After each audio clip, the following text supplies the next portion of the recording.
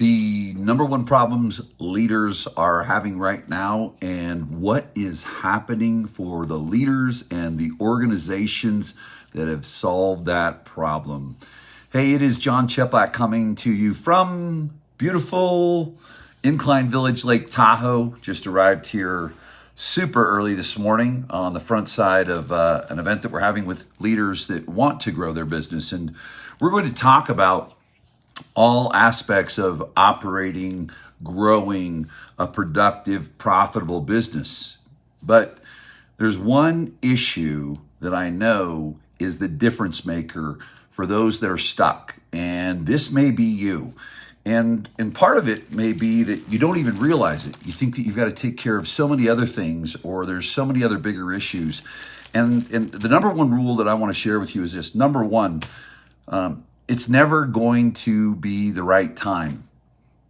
Nothing is ever going to be just right, so now you can take the next step.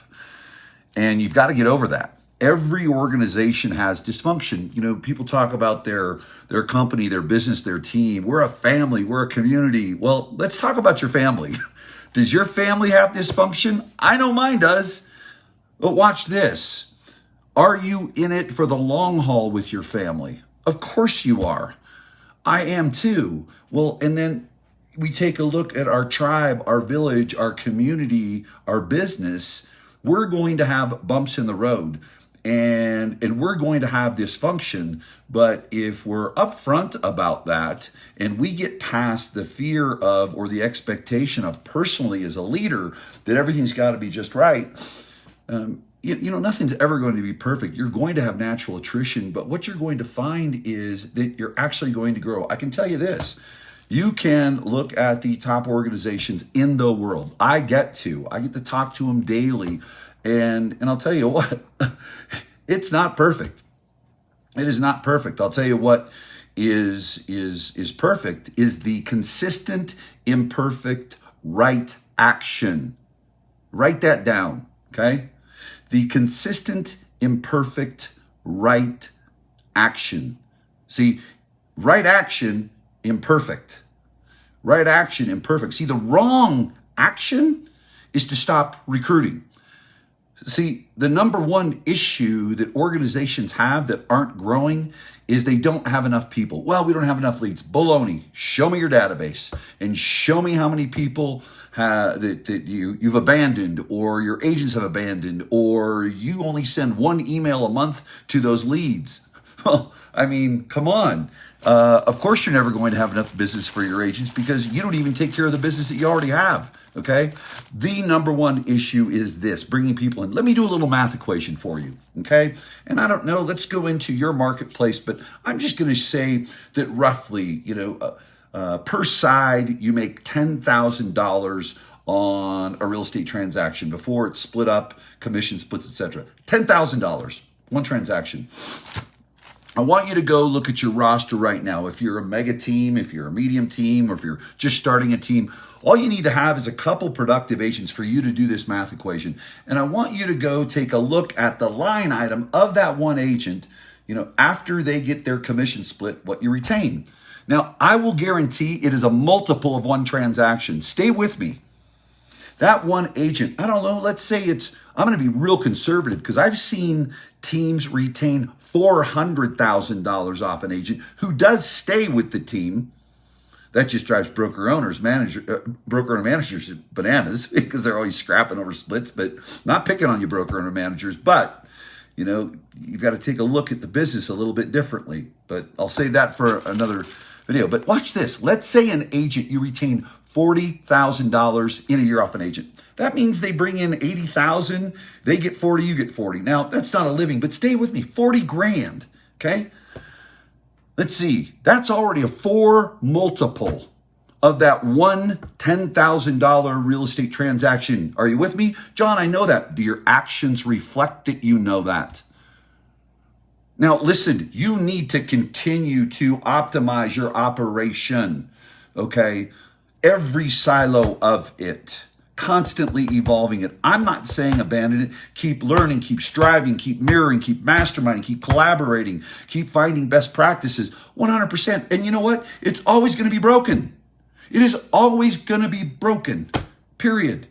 Just accept it.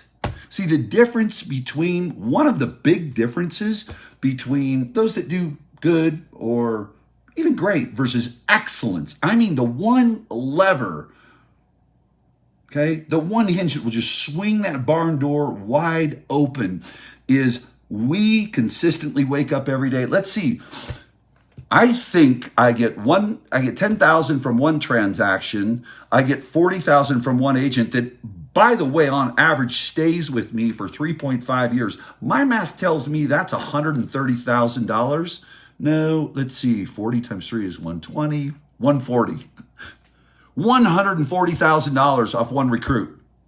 $10,000 off one transaction. But we buy Zillow, we play Google PPC, we've got tech stacks, we've got ISAs. We've got that supports a $10,000 transaction. And then let's go over and look at the recruiting silo. How about that business silo? Go look at the line item. What are you spending in human resource? Like investing in a person to do that recruiting that can maybe, listen, one good recruit can pay their salary. One.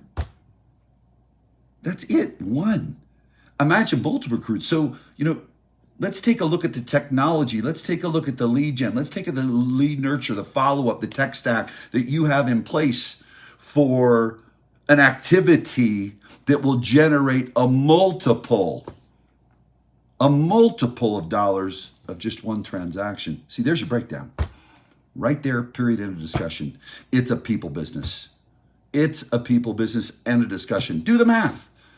Do the math right now. You've got this many transactions you close. You've got this many people. Do the division.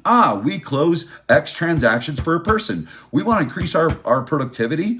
We're going to hire more people. No, we heard from the guru that you train people and we're going to get productivity out of them. Good luck.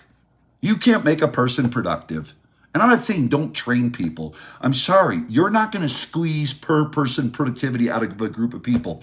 Some people are going to get tired. Some people are going to go through health issues. Some people are going to go through an emotional issue. Some people are going to, God forbid, they're going to leave you.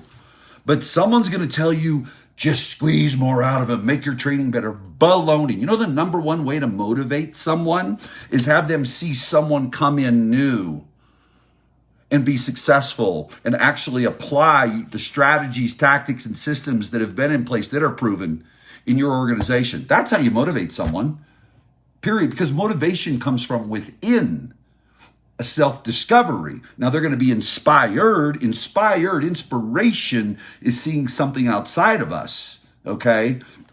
And then that choice within to be motivated. Well, because what happens is with your existing agents, you look at Maslow's hierarchy of needs. The number one thing people want to do is belong. They want to belong and feel they're a part of a community before they'll even be productive. It's human nature 101.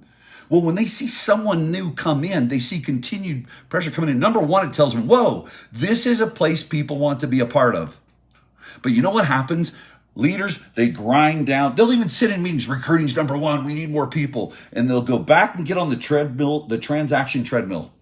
They'll go back. Listen, if you've decided to build a team, you're building a team, you've got a brokerage. Brokerage is a little bit different because, hey, brokerage, you are bringing people in. But, a lot of people in that transitionary space, maybe you're still in sales. See, here's the deal. You are no longer in the transaction business. You are in the getting people that do transactions business. You are no longer in the transactions business. See, those early days of I need more transactions, I need more sales, I need more listings, right? Those days are gone. See, great leaders recognize those days are gone. You're in the days of bringing people in that, by the way, will generate, let's say $50,000 a year. $100,000 is very common to retain on an agent from an agent on a team. And by the way, I see many that have stayed with a team for 10 years, and the retained dollar is $1 million, $2 million off one agent. But doggone it, we put all that energy, look at all the employees and energy and systems and tech and time that's put into one transaction. Well, why don't you put just a fraction of that resource in? Like, why don't you invest in an employee and develop them?